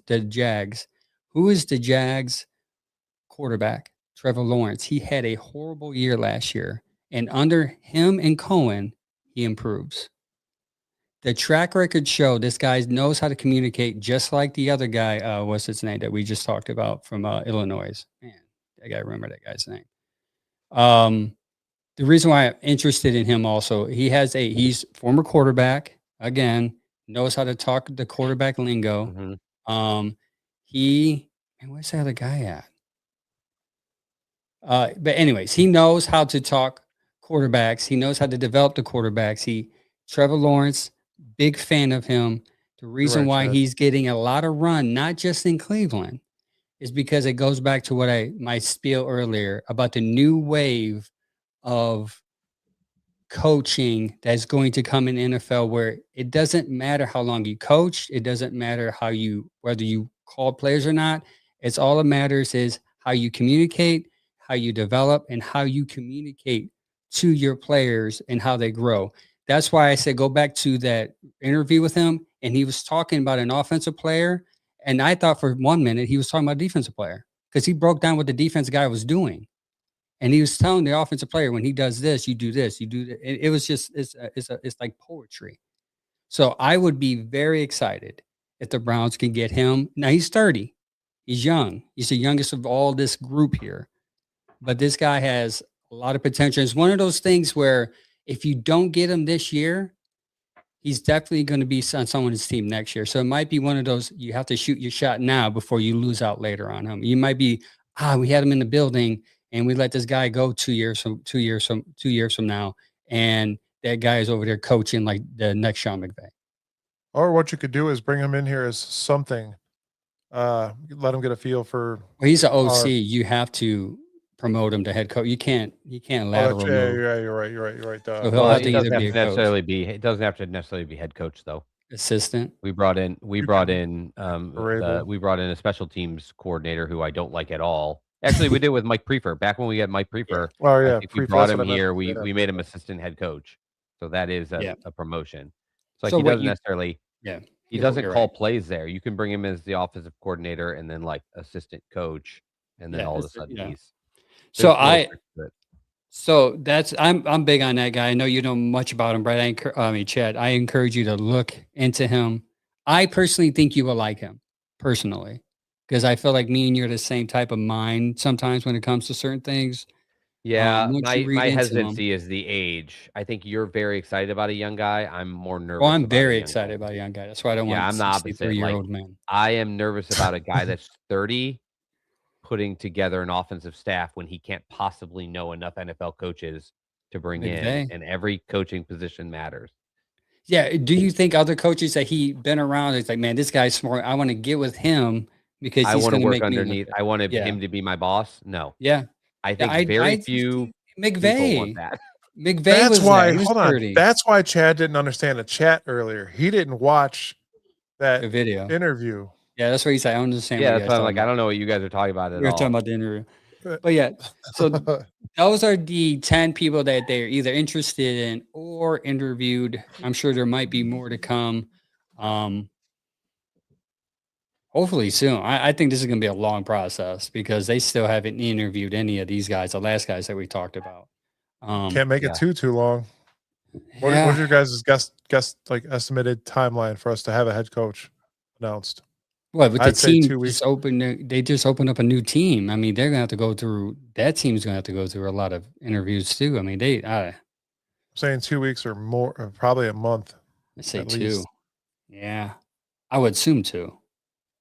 Because the draft is coming up in a month or 2, 3 months? He's got to get in and get his team together, and they have to get on the same page of who they're going to draft and what type of offense I they want think to run. the shoes, will start to drop like free agents. It'll start not as fast, Yeah. but it'll start when like a main person everybody's waiting on, like Harbaugh signs, and the team knows they don't get him.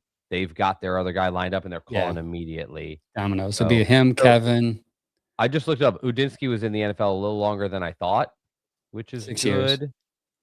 Yeah, I didn't know it was that long. I thought it He was a like 3 coaching years. assistant. Yeah, it was not high level. He was an offensive assistant for 2 years, and so he really began his coaching career in 2022. But like, whereas like the guy I referenced, like Mike McDaniel, is like 42, but he's been in the NFL for 19 years. So when he became a head coach at age 37, he had already been in the NFL for 14 years. So like, wasn't he like one of the first feels youngest NFL coaches too at one point? Mike McDaniels. He came in really Yeah. young. He became an NFL guy right out of college, and McVay's like, McVay's the youngest at 30. Angel, you McVay better was quit the adding youngest the head S coach. at the end of his name. McVay's the youngest head coach, but he was in the NFL for almost a decade Daniels. before he got hired as a head coach, which means and jumped around a little, so he had a lot more chance to meet other people. But and I'm not saying you can't hire just because you're 30, you can't hire anybody. I'm just saying like it really limits the pool. He can't possibly know that many people. Do you think that like? So I think what can happen is you pair him up with Nate here, who's the passing game coordinator. You make him OC, and then you make Grant the head coach, and you have Maybe a monster friggin' offensive scheme built there. Maybe you might be marrying two people whose philosophies are very different They're and very like flat. they're similar. So one more thing before we take off, guys. We have something that Angel similar. put together here real quick. Oh, we are yeah. the number one analytical team in the NFL. Chad, what do you see up there? The guy that everybody wants. What do you see? Number 2. Well, I mean, the number one candidate on the market right now is definitely Harbaugh, and it's not close. And he was there for what, 18 years? And they're the number 2 analytic team in the league? I think I read they were the number 1 analytic team in the league until DePodesta came here, and that was part of where, like, Haslam was convinced through Sashi Brown, who we fired, that analytics are actually more important in football. But like, they brought in DePodesta to build an analytic department that was like more new age to the NFL, and it does happen to be the like most robust one, and we're number 1 now. But a lot of that Baltimore has for a decade now been at the top of that list. The next one, where Andrew Berry used to work, is another incredibly successful organization, the Eagles, and then you look at the Bills. So those top 4 specifically, the Browns are the only team that hasn't been successful in it. But like, that's why I wish Browns fans would be more open to the fact that it is a good model, because it's working for everybody else. Just because it hasn't worked here, we kind of blame it. Like, analytics are why we suck. But it hasn't made Baltimore, Philadelphia, or Buffalo suck. It's just you have to execute it as well. You can't just be like, we did a lot of math, so we're good now. You still have to play the game. So in the comment, Dennis is calling me crazy because I said all these young people, and he assumes Haslam wants an old guy and Haslam's in charge. I have a quote for you real quick, but let me show you the connection, why I make the connections that I do. Browns are the number 1 in analytics, right? You drop down to Minnesota, who's number 5, and Jacksonville's number 9. You knew who coached for those 2 teams? Grant, the OC, who is currently in Jacksonville. That is another attraction to this Cleveland Browns, who wants to be heavy in analytics. I wish I could drop my mic. He's in it. He's been in it since he's been in Minnesota. I get your point. I think it's almost the opposite. I think it's almost more like the Browns are heavy in analytics, so they're going to want to bring in a coach. Exactly. Not like blah, right? Yeah, the way you word it's just like they're going to bring. No, I'm saying the Browns are heavy analytics, and they got this guy who spent his whole career in Minnesota and not in Jacksonville. And they know he's on board in analytics, so he's going to be on board. It's going to be an easy transition for them. John Harbaugh will be too, because he's done it for 16 years. And Dennis, I'll leave you with this comment, and then we'll sign off. This is from your GM, who's in charge of finding your head coach. He said, it's more you're looking, or maybe a specific skill set given where you're in our build. He said, I think that's fair. I don't think that that the type is singular. I don't think that means it just has to be a young person. I don't think it means it has to be an offensive coach. I mentioned it a bit earlier. The head coaching position is so different than being a coordinator. And the head coaching responsibility is to make sure that the offense runs and develop as well as opposed to necessarily having that person that directly does it.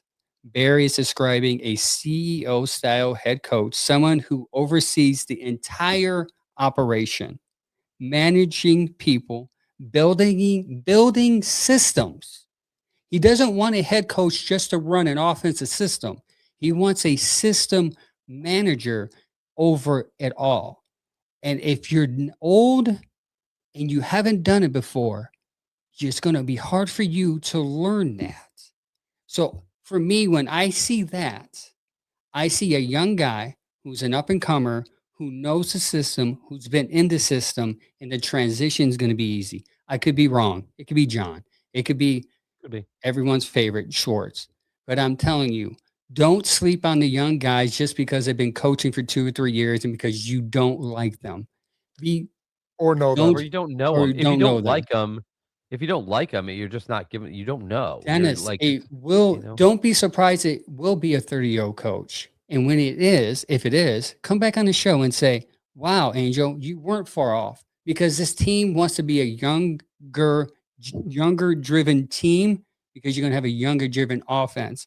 You can't have an old coach communicate. I would say to Dennis, every coach that this guy has hired is a new head coach. Young. He hasn't brought in any veteran coaches since he took the job. 0, right? We've had like 6 head besides coaches. Jim. Yeah. We've had 6 head coaches under Jimmy Haslam in the last 10 you're years. Right. All of them were first-time head coaches. So don't think the only thing he's willing to do is hire a veteran, because he's never done that before. If anything, like, I'm not saying he won't, but he clearly is not averse to a first-time head coach, because he's hired a bunch of kids and a bunch of first-timers. Especially if it's somebody that will be collaborative.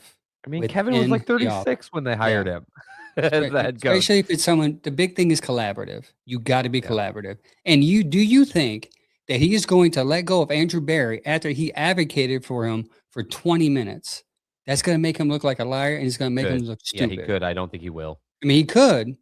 Yeah, what does that say about his of it? He's crazy. He's a wild card. But like, I don't think we should be leaning that way, assuming that. Yep. Because it's just the way I think. I could be wrong, but I have a podcast, and sometimes I just communicate how I think. And I've been more wrong than right. Yeah. Yeah. That's why I use Mike for. We have no special information. It's just really about like talking it out. Yeah, it's good. It's good to do. It's healthy. Dennis says Harbaugh or Schwartz, book it. Okay. That's all right. We'll see, man. Hopefully we'll see you in 2 weeks. I don't think either of those are likely. Yeah. I'm not counting either out. They're both possible. I don't think either are likely, but we'll see. Next week we'll be here 7:30. All platforms. Thank you for tuning in. 9:30 or until 9:30. Obviously, sorry we had 10 people to talk about. Now we're going to add on to the list next week, probably. Well, the reason, and here's what's funny: we could have split this up.